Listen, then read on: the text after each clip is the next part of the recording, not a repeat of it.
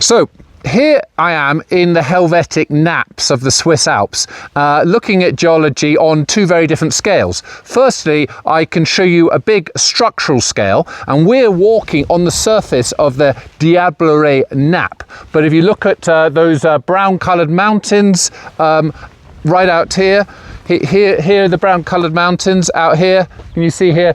They are the Mont Gonde nappe. And then directly behind me, that highest peak up there, that peak is the Wilderhorn nappe.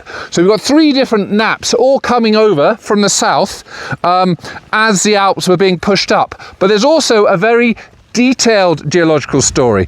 If you come forward and look at this little hole here, can you see this hole? Well, this hole is a karst feature.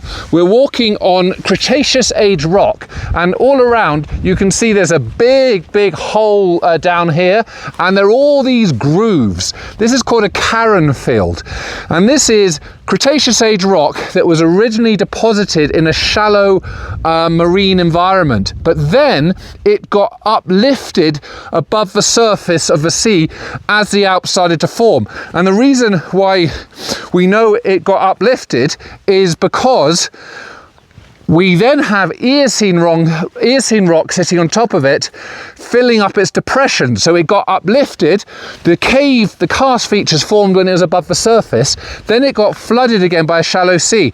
And if we look down here, you can see some Eocene limestone filling a little depression. And here's a piece of this Eocene limestone. This Eocene limestone contains fossil nummulites. And then, that's not all, that was quite a shallow sea, but as the alpine orogeny progressed, and the nappes were being pushed forward, in front of them, deep marine basins occurred.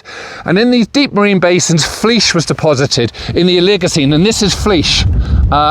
This would have formed as turbidites flowed down into the basins, and geochemical analysis has shown that within this fleesh are a class of material that have a volcanic origin. So there were volcanoes about 150 kilometers south of here in present-day Italy that were being eroded, and the sediments were coming into the sea, and then they're being swept down into these deeper marine basins, depositing this fleesh. So a really spectacular walk in an alpine meadow with the two scales of geology, the three nappes going over each other, and the detailed story of a limestone that came above the sea. It became karst features, then it went into a shallow sea, and then it became into a deeper sea, and then it became up above the surface again as the Alps grew.